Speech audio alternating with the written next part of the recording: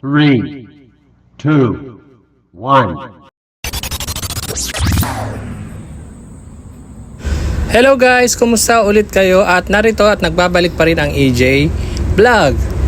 So for today's video ay alam nyo na naman siguro kung ano yung lulutuin natin. At ito ay bahagi ng ating cooking series. At ito ang isang manok na nabili ko sa palengke mula sa Pulilan, Bulacan. Shout out nga pala sa nabilihan ko dyan sa Pulilan, Bulacan na bago na yung market. Yes, of course, ito ay bahagi ng development ng isang mga pangyayari sa isang lugar. Kunyari dito nga sa Pulilan or sa anumang panig ng mundo or bansa. Pag mayroong mga kailangan i-develop ay ginagawa nila ito ng mundo at nagbibidding yata sila dito upang magkaroon sila ng approval kung sino man na nag-approve nito, no? Pero sila na yung bahala dyan. Dito asikasuhin natin na pag-cooking series natin. Gisa na tayo ng sibuyas, bawang at wag na wag ninyo kakalimutan ang luya dahil ang luya pag may gata kailangan may luya. At kung kinakailangan dagdagan niyo yung luya ninyo kasi mas masarap yan.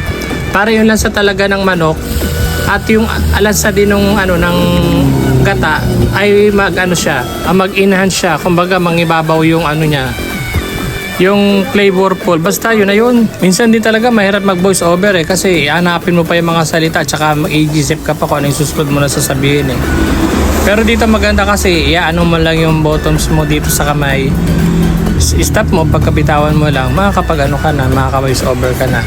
So lalagyan na natin ng yung curry powder. Pero guys, yung unang luto ko ng chicken curry, ang una kong nilagay bago yung manok. Yung chicken curry muna, parang sinabay ko sa sabawang sibuyas. Talagang yung flavorful nun, talagang okay siya. Pero itong pangalawa ng luto ko na to, nung natikman ko, parang nakulangan ako sa sa curry powder. Siguro kasi kalahati mahigit kasi ito, tas isa lang yung nilagay ko. Dapat pala mga isang plastic ng curry powder, tas medyo kalahati nyo. Nilagay ko na yung gata. Ayoko sanang ito yung maging gata yung gusto ko sana yung yung organic ba, yung sa palengke. Kaso wala na akong choice kasi hindi ako nakabili.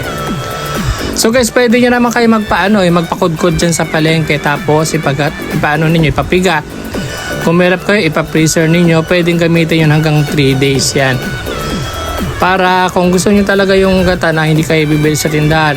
Kasi ako gusto ko talaga yung ganun ayoko na yung ganito na gata na binibili sa tindahan. Gusto ko talaga yung organic, katulad na yung talagang gata, yung fresh na fresh talaga, yung hindi lalagyan ng mga chemical para lang preservative, diba, yung mga products.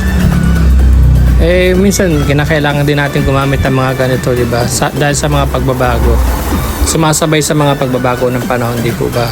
So yan na nga, napunta na tayo, nalagyan na tayo ng mga ng curry powder. Tinitingnan natin, tinutusok-tusok na natin kung pwede na ba, at ayan, kung malambot na ba ay pwede na natin patayin yung kalan.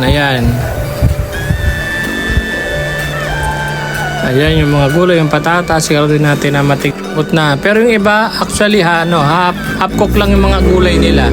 Mga patatas, half cook lang nila. Gusto nila yun. Kapit na naman tayo matapos mga ka-AG. Salamat nga pala sa pagkama sa akin mula umpisa hanggang sa dulo. Shout out po ulit pagka kayo ay sa susunod po na video natin talaga isa-shoutout ko na yung mga gusto magpa-shoutout sa akin. At sa mga bagong nag-subscribe po sa aking nag-follow po sa aking page, maraming salamat po sa inyo. Tapos na po tayo magluto ng chicken curry at ito na po yung outlook niya. Salamat po. Bye-bye. Ingat po kayong lahat.